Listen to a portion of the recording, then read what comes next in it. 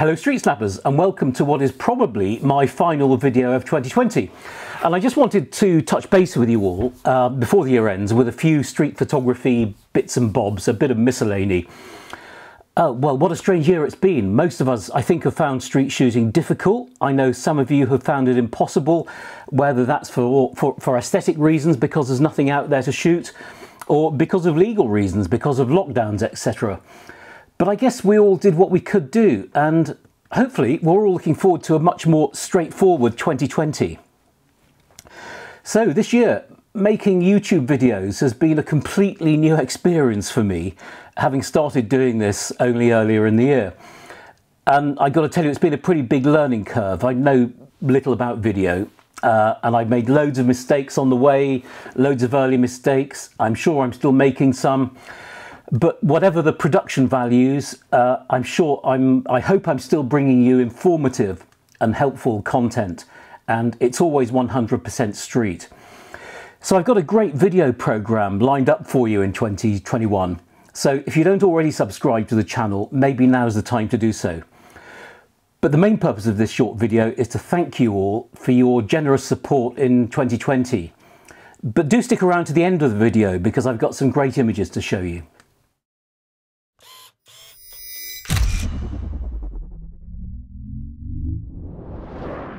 Let's have a look at some of the interesting stuff that I've really enjoyed using in 2020. And I always say that this is a channel that's not about gear, but I'll just kind of go through a couple of highlights. And as for cameras, my favourite camera this year has been this, the Fujifilm X-Pro3. And I'm not going to turn this into a gear review because you probably already know the camera already, but I love this camera. I love the way it feels so natural in my hands. I love the ability to have this LCD screen hidden. I particularly like the optical viewfinder. And the whole kind of user experience reminds me of using an old rangefinder camera from the 1970s, but with 21st century results. In terms of lenses, my favourite lens this year has been this 50mm Fujifilm 50mm f1.0. And yes, you heard me correctly, f1.0. This lens is just incredible for shooting portraits. And this year I've probably been shooting more street portraits than I have done for a long time. And I've really enjoyed doing that. But this lens is also great for shooting at nights, and I do a lot of night street photography. And those couple of extra stops can make a huge difference. The bag that's caught my eye this year is the Peak Design zip backpack. I think that's what it's called, the zip backpack. And I've been working with the guys at Peak Design for a couple of years now. And they've always managed to do really clever stuff with the design of these bags. And although I'm generally not a backpack fan, I find it's quite helpful when I've got more kit to carry. And sometimes I'm carrying my main camera, whatever it is. I'm carrying a film camera and loads of film, probably, maybe a GoPro. And my favourite shoulder bag doesn't always work, but I find for backpacks, this one is just a really good size. I get everything in, but it's not too big and heavy on my back. And then film cameras. I've only just got hold of this old Rolleiflex from, I think, I haven't checked its provenance yet, but I'm thinking that probably the 1950s.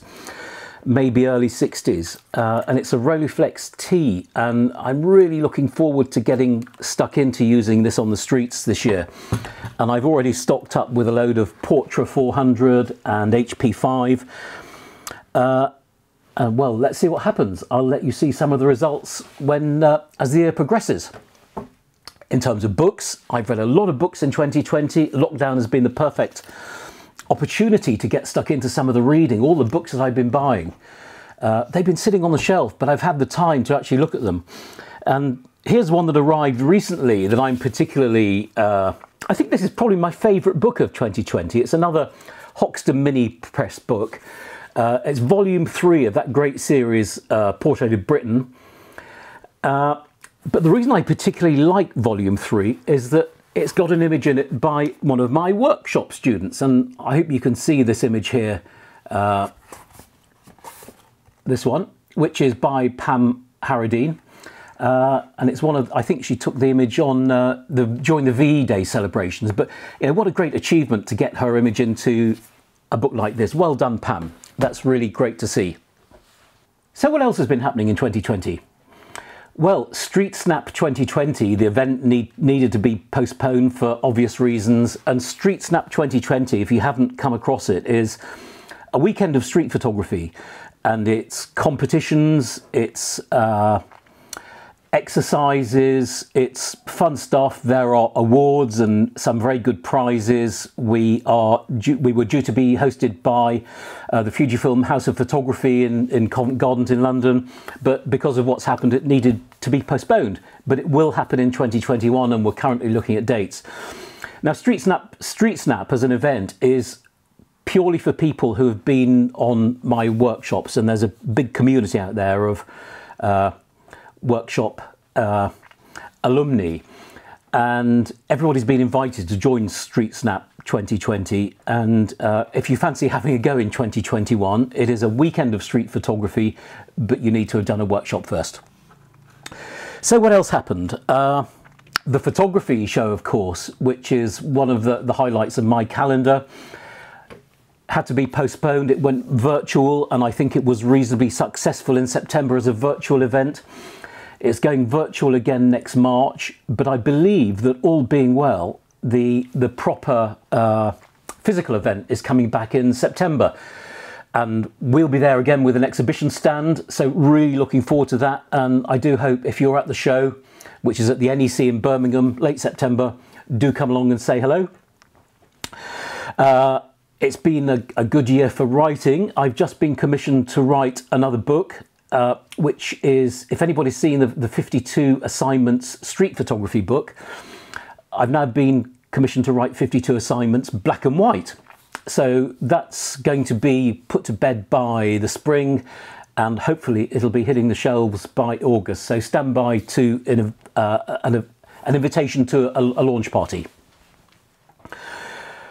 Well, it's been great to have another year of collaboration and support and friendship from the great team at Fujifilm, who have just been brilliant to work with. Thanks, guys. I suspect that Fujifilm will have some very interesting announcements for us in the next couple of months, but I'm going to keep mum for now and keep my powder dry, but stand by for some very interesting stuff. But what about the pictures I've taken in 2020? Well, quite honestly, I don't know about you, but I've not been shooting much, and it's been really interesting to see how the streets have changed this year, particularly in big cities like London, where I shoot more than anywhere. The streets are certainly much quieter, which inevitably means fewer shooting opportunities for street photographers. And I've heard photographers complain that all their shots have people with face coverings in them. But is this really a big deal? Are these images not a sign of the times? Shouldn't we be celebrating this as something that, you know, we can look back on? And for me, I think these pictures of people with face masks will have real interest and value when we look at them in 50 years' time. It really is a sign of the times. Right, I'm going to end this short video with a review of some of my workshop students' favourite images from 2020. And bear in mind that some of these folks are experienced and accomplished street photographers, but a lot of them are complete beginners, and I think they've really done brilliantly here. See what you think. I'm going to roll the slideshow shortly.